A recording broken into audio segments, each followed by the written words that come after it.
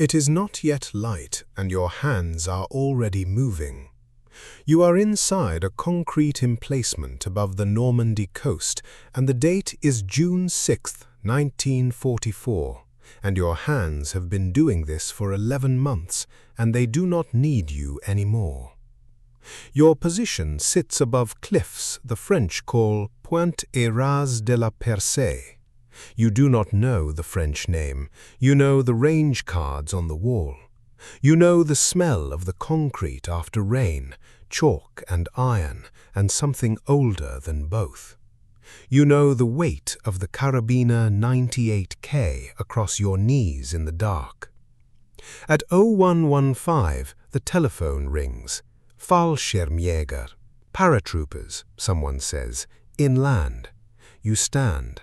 You pull on your gloves, wool-lined leather worn thin at the fingertips, the way you have pulled them on every morning for 11 months.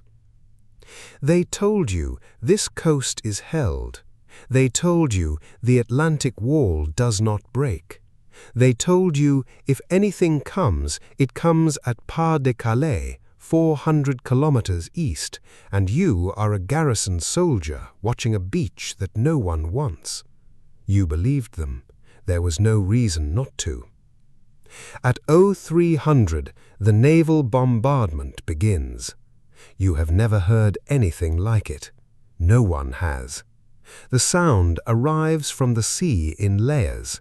First the pressure, then the light, then a noise that is not a noise, but a physical fact, something that reorganizes the air inside your chest. By 6:30, the landing craft are at the waterline. Your hands find the rifle, find the position. The Schießschart, the firing slit, frames a rectangle of beach 200 meters below, gray-green water, men moving through it, slow and heavy, and visible, completely visible, every one of them. The Unteroffizier gives no order. No order is needed. Your hands already know. You fire the Carabiner 98K until the barrel is too hot to hold, and then you keep firing.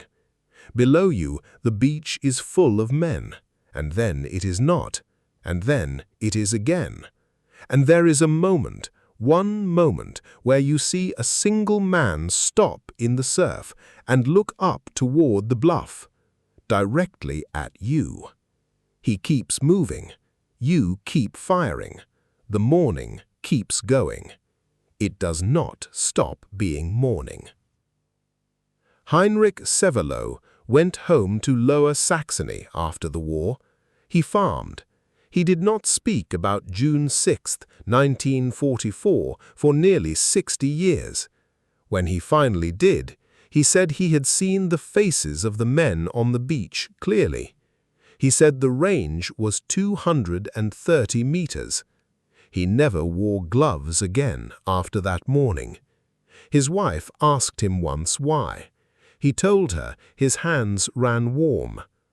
WN 62, the position above Omaha Beach where Severloh served, is credited with approximately 35% of all American casualties on Omaha Beach on June 6th. Fewer than 30 men. Source: von Keusken, WN 62, A German Soldier Remembers, 2006. The gloves were still in his kit bag when they found it.